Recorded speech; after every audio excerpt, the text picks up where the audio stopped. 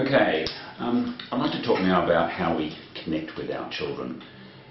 I suppose the most important thing to say up front is a fairly obvious statement, but effective parenting, effective connecting with your child, I should say, requires time.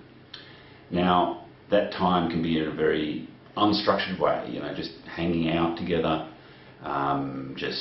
sharing a meal together, sitting down to a meal together, playing, reading, talking, laughing, just more and more time as we can possibly imagine.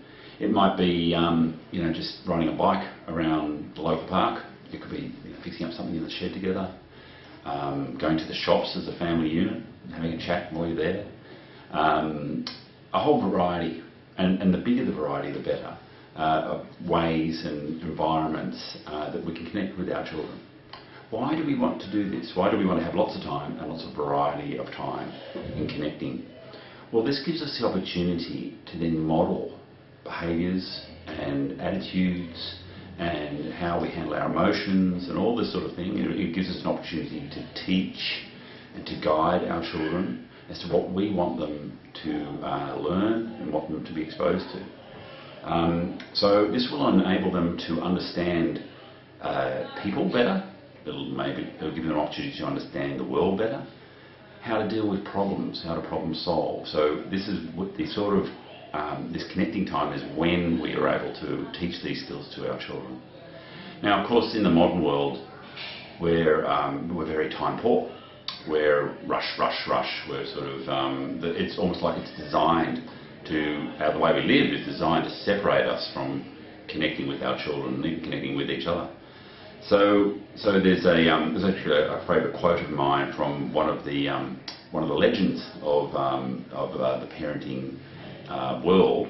A guy in the US in the 1970s and 1980s is when he did most of his work, Urie Bronfenbrenner, where he said, the children used to be brought up by their parents, and that was 20 or 30 years ago, and it's probably a lot worse now than it was then.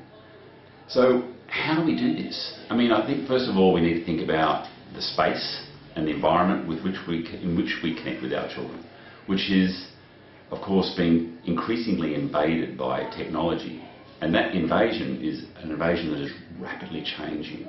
10, 15 years ago it was more about the television, that the television used to be a place where people gathered, and even then it was thought to be a bit of a barrier to connecting with each other. And then we started seeing multiple televisions, and televisions going into children's bedrooms. And there was a lot of discussion and debate about how bad a problem this was.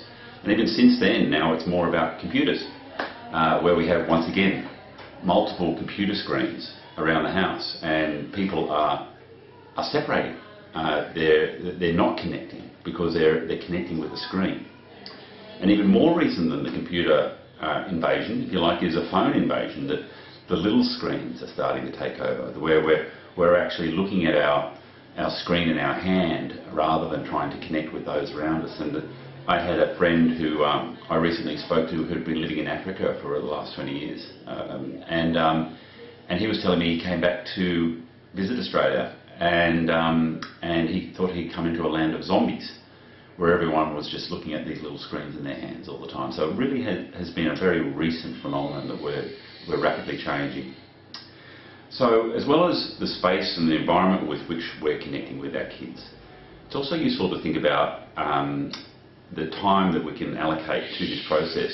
Now, the big enemy of connecting time is overscheduling. Now, this is overscheduling for both parents and for children. From a parent point of view, we're trying to do more in our lives, we're putting more into our career, we're putting more into our social lives. And from a child point of view, we're also overscheduling, that we're getting kids to do lots and lots of structured sort of activities.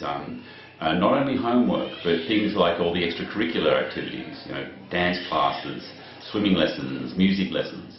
Not that there's anything wrong with any of those, but if we have too much of them in there, it impinges on that loosely structured time where we're just doing not much at all, just hanging out.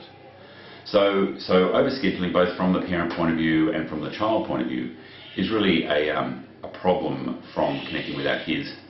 If you extend overscheduling, it will actually start doing several things together at once. So we're multitasking. So we might be looking at our phone, texting or something, and then we're also looking at the computer, and we're also trying to do our child's homework all at the same time. So it really has become a time poor situation. So perhaps if you can have a reflection then on how much connection time you have with your child now, and how much connection time do you want to have with your child in the future, and then see maybe you can make some changes to what you're doing. Thanks.